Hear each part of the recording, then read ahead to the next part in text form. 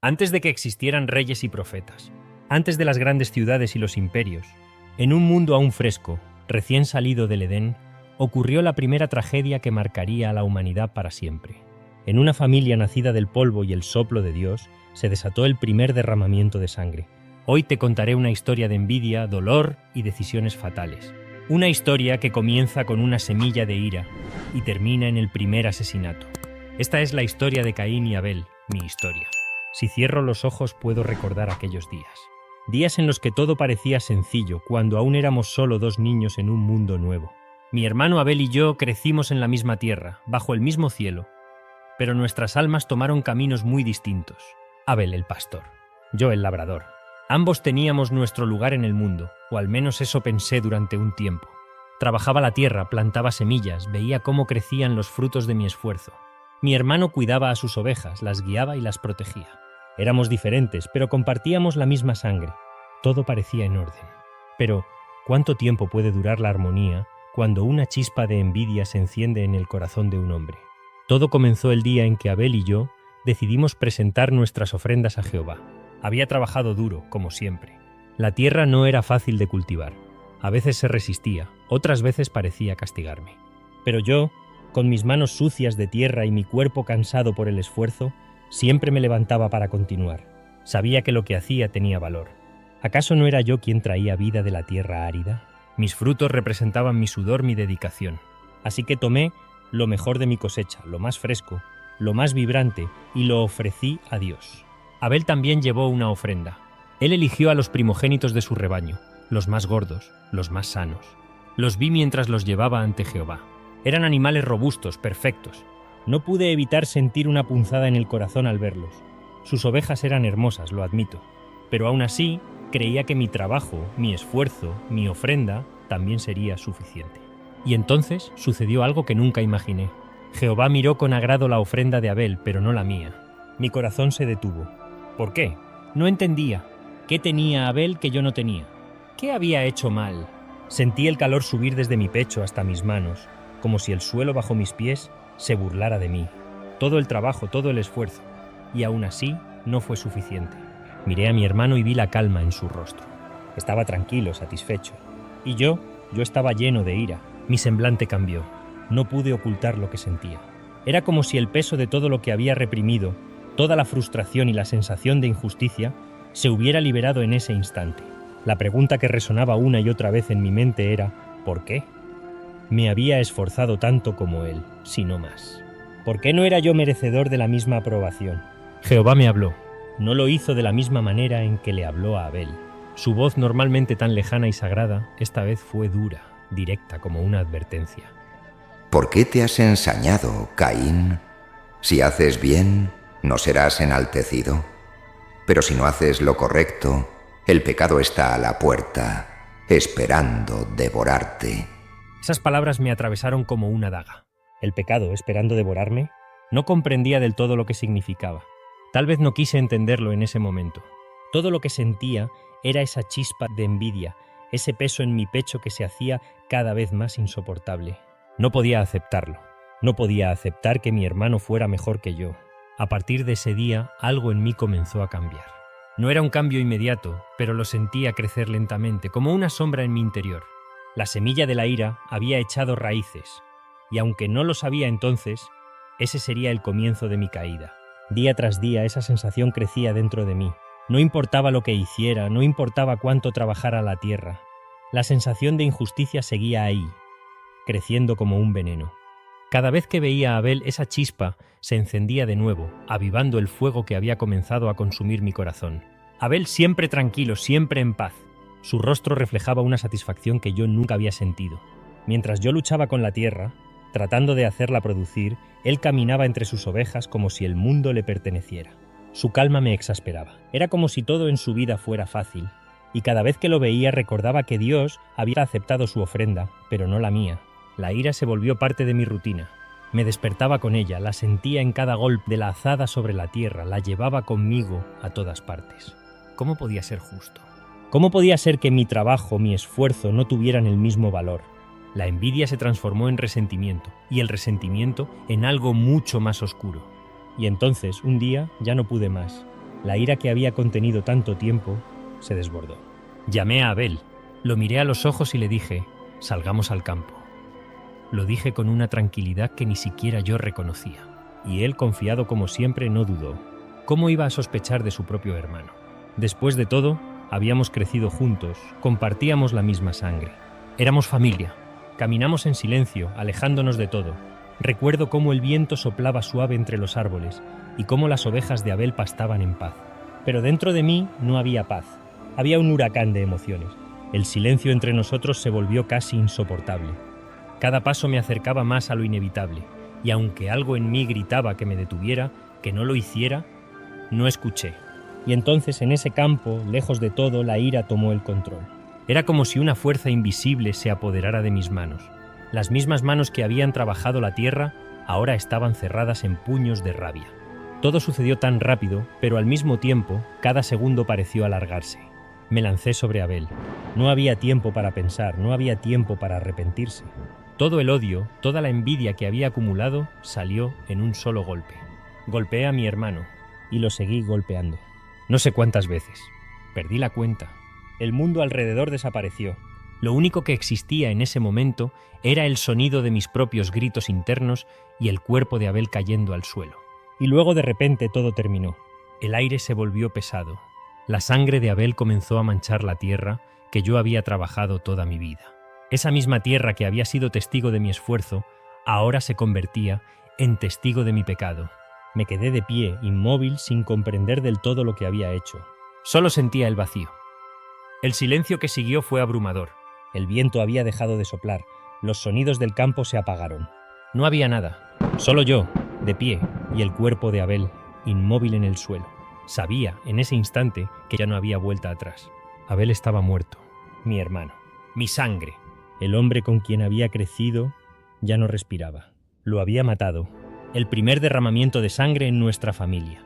Todo por una chispa de envidia que, en mi ceguera, dejé crecer hasta convertirse en un fuego incontrolable. El campo que había sido testigo de nuestros juegos de niños, ahora era el lugar donde se había cometido el primer asesinato. El silencio del campo me aplastaba. Ya no había marcha atrás. Después de lo que hice, el mundo a mi alrededor se tornó irreal. El campo, el cuerpo inmóvil de Abel, todo se sentía distante, como si estuviera fuera de mi propio cuerpo. No podía moverme, no podía hablar. Sentía que el aire mismo se volvía más pesado, aplastándome con su peso. Me quedé allí, de pie, mirando a mi hermano, incapaz de comprender del todo lo que acababa de hacer. El tiempo dejó de existir. No sé cuánto pasó, pero en medio de ese silencio interminable escuché una voz. No era una voz cualquiera, era la voz de Jehová. Era profunda, poderosa, como si la tierra misma hablara. ¿Dónde está Abel, tu hermano?, preguntó. El sonido de esas palabras hizo que mi cuerpo temblara. Sabía que Dios lo sabía, pero aún así intenté escapar de su juicio. Mi corazón se paralizó por un momento. Sabía lo que había hecho, pero el miedo me invadía. Sin pensar, respondí lo primero que me vino a la mente. No lo sé. ¿Soy acaso guarda de mi hermano? Fue una mentira absurda. Sabía que era inútil, que Jehová ya conocía la verdad. Pero en ese momento el miedo me dominaba. Intentaba ocultar lo que era obvio, como si pudiera esconder algo tan terrible de Dios mismo. Y entonces llegó su respuesta. Su voz, que antes había sido firme pero justa, ahora era grave y llena de juicio. La sangre de tu hermano clama a mí desde la tierra. Esas palabras fueron como un golpe en el pecho. Sentí como todo mi ser se quebraba. La sangre de Abel, derramada sobre la misma tierra que yo había trabajado, ahora gritaba por justicia. Y no había forma de escapar de ese grito. Dios lo sabía todo. No había manera de esconderme de su mirada, de su juicio. Jehová habló de nuevo, y esta vez sus palabras me condenaron para siempre. Maldito seas de la tierra, que abrió su boca para recibir la sangre de tu hermano. Cuando labres la tierra, no te volverá a dar su fuerza. Errante y extranjero serás en la tierra. Errante, sin hogar, sin rumbo. Esa palabra resonaba en mi cabeza, como si fuera una sentencia de muerte. Todo lo que conocía, todo lo que había trabajado, se desvanecía ante mis ojos. La tierra, mi única fuente de sustento, ya no me respondería. Había sido mi compañera toda mi vida y ahora se negaba a darme su fuerza. Era como si todo lo que había construido, todo lo que había sido, se desmoronara frente a mí. No pude soportarlo. La desesperación me invadió y caí de rodillas, suplicando. «No puedo soportar este castigo, es demasiado grande», le dije. «Hoy me echas de la tierra y me apartas de tu presencia. Seré un fugitivo, y cualquiera que me encuentre me matará». El miedo a ser perseguido, a ser cazado por aquellos que vengarían la sangre de Abel, me aterrorizaba. Sabía que, sin la protección de Dios, estaba expuesto, vulnerable. La idea de vagar sin rumbo, con la constante amenaza de la muerte, me consumía. Pero incluso entonces, en mi peor momento, Jehová mostró misericordia. No lo entendí en su momento, pero él decidió protegerme. «No será así», dijo. «Cualquiera que mate a Caín será castigado 7 veces más severamente». Y entonces puso una marca sobre mí, una señal que advertía a cualquiera que me encontrara. No sé cómo describirla, pero era algo que no podía ver, aunque la sentía arder en mi piel. Esa marca me protegía, pero también me condenaba a vivir con el peso de mi crimen. Así fue como me alejé de la presencia de Dios. Desterrado, marcado, condenado a vagar sin rumbo. Sabía que nunca más encontraría paz, ni en la tierra ni en el cielo. El peso de mi crimen me seguiría siempre, y aunque Dios me había protegido de la muerte inmediata, me había condenado a una vida de exilio y remordimiento. Caminé alejándome de todo lo que conocía, sabiendo que jamás volvería a ser el hombre que una vez fui. Ser un errante no era solo vagar sin rumbo, era estar atrapado en una existencia donde el pasado me perseguía en cada paso.